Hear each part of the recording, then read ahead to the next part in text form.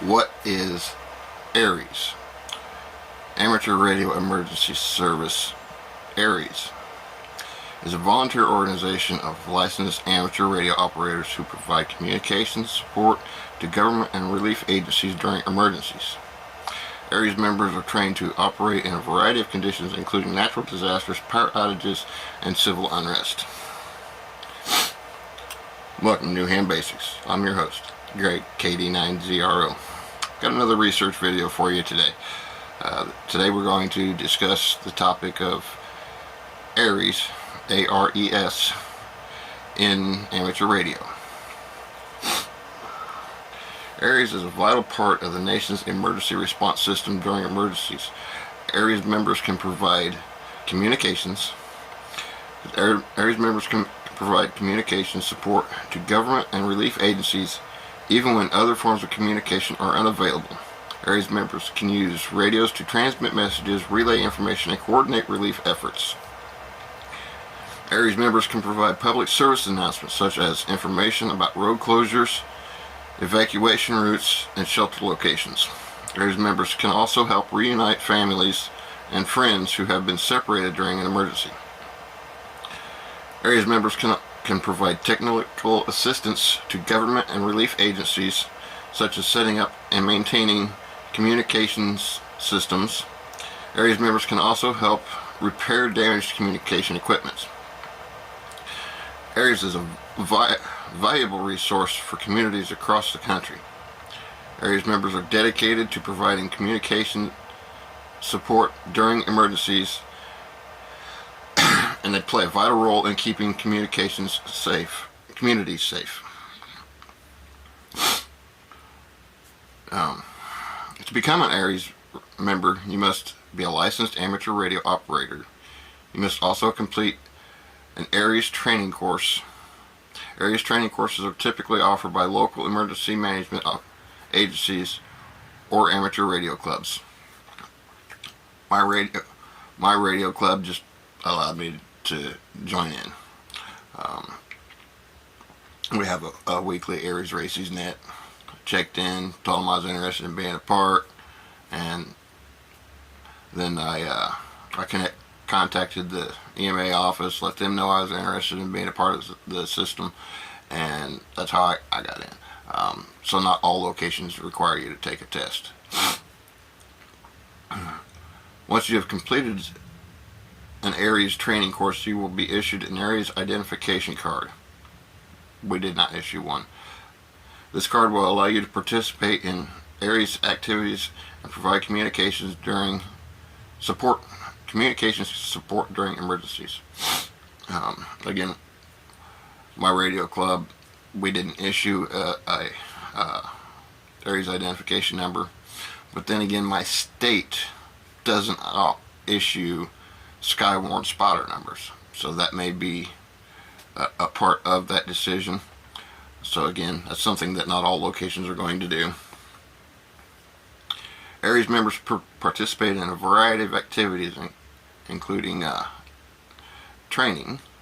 ARES members regularly participate in training exercises to improve their skills and to prepare for emergencies.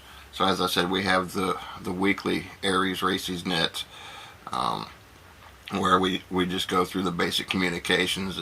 It's a hey, I'm here, I'm listening kind of thing. We check in.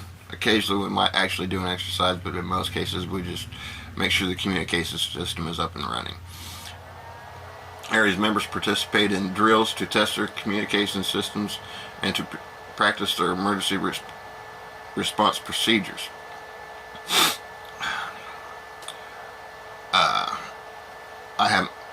I've only been with our club for a couple months. I've only been part of ARES Races for a couple months.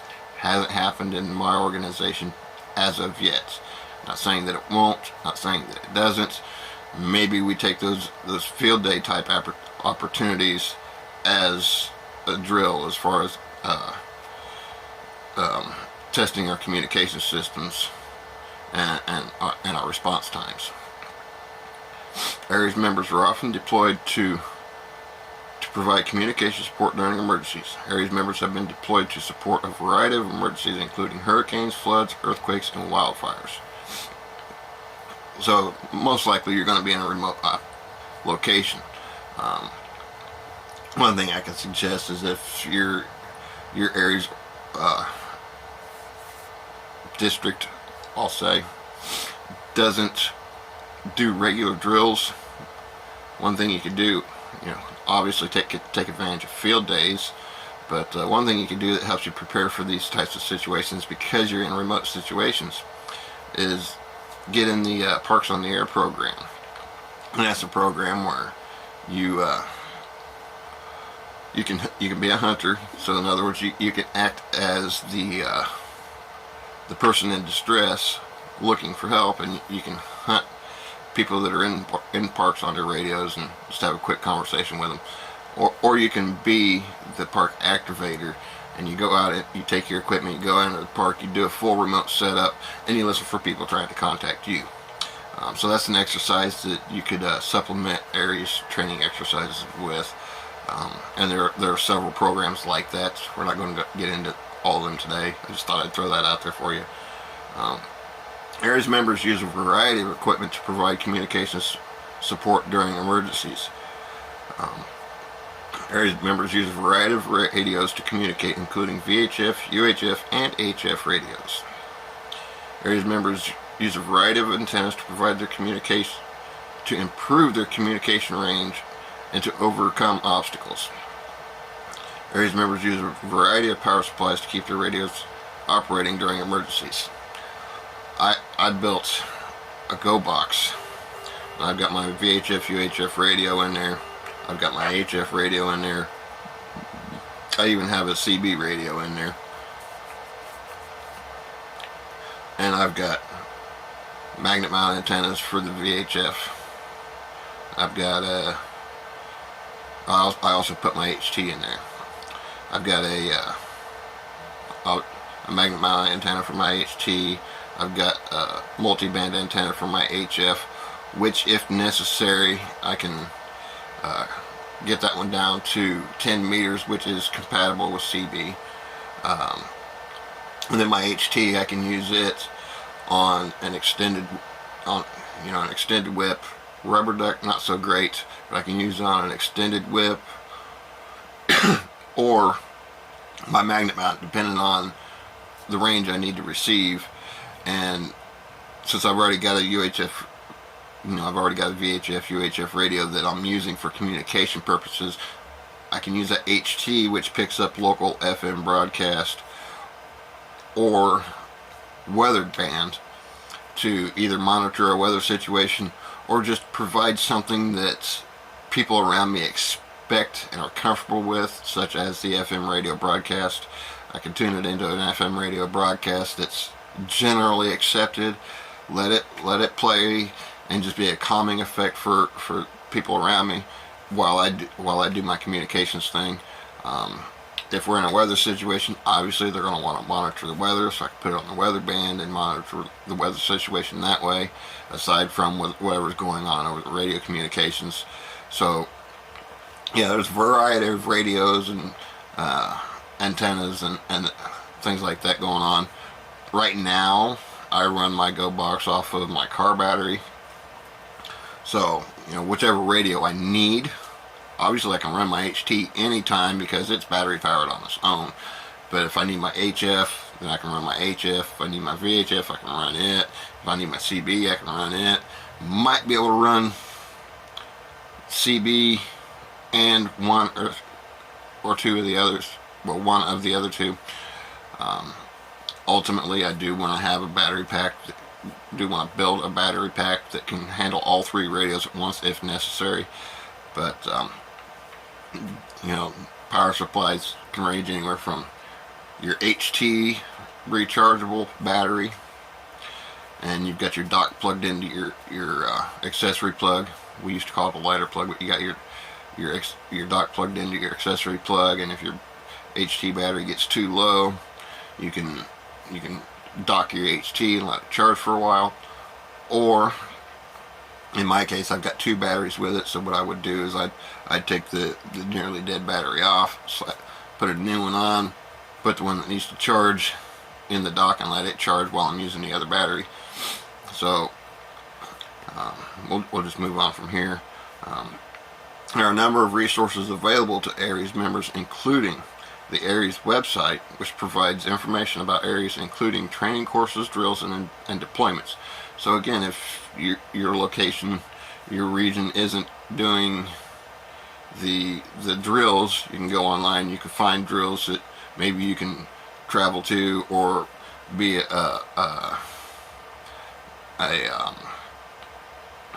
I don't even know what the word I'm looking for is.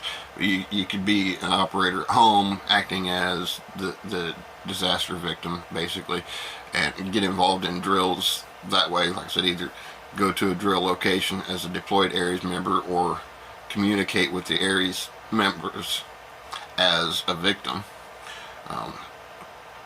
The ARES Facebook page provides news and updates about ARES activities. So if you don't know of activities, you can go to the ARES Facebook page. Their Twitter feed also provides real-time updates about activities. So there's a couple of ways to find out about activities. If you want to find out about training courses and drills and deployments, you want to go to their website. Otherwise, you can go to their Facebook page or their Twitter feed, or whatever social media they're on by now. And again, you may be able to find drills that you can participate in remotely, or so you're not necessarily deployed. Like I said, self-deployment. If your area is not doing deployments, you can self-deploy with several other amateur radio activities that require you to do self-deployment, such as the POTA program, as I mentioned earlier. Training courses, some of those training courses you may be able to do remote, or at least find one that's close enough that you can physically get to it. So in conclusion, ARES is a vital part of the nation's emergency response system. ARES members are dedicated to providing communication support during emergencies, and they play a vital role in keeping communities safe. If you're interested in becoming an ARES member, contact your local emergency management agency or amateur radio club, which, as I said earlier, is what I did. I'd already communicated with the amateur radio club because I wanted to find one right off the start. So I did that while I was studying for my license, and I was monitoring because I already had my HT radio. And I found out about the ARES Races Net, and once I had my license, I got in and checked in with the ARES Races Net, let them know I wanted to get involved in the program. Later on, the club got back to me with the contact person for emergency management, and we just made things happen. So there are ways to do it, even if even if the training courses and the drills and deployments aren't a regular thing in your area. There are ways to do it. Like I said, they gave me an email to contact our emergency management representative. I contacted them.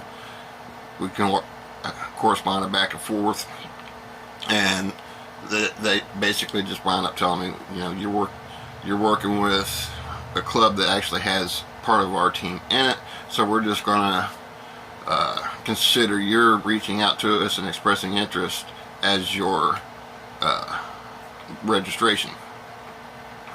So